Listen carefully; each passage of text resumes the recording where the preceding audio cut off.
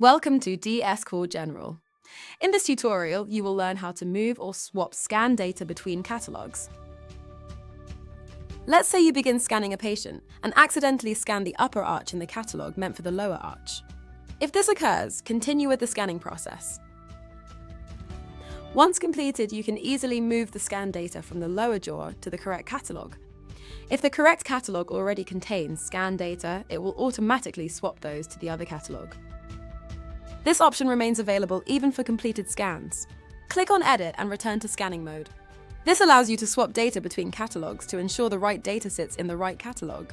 This approach reduces the time required for rescanning the patient by utilizing previously scanned data.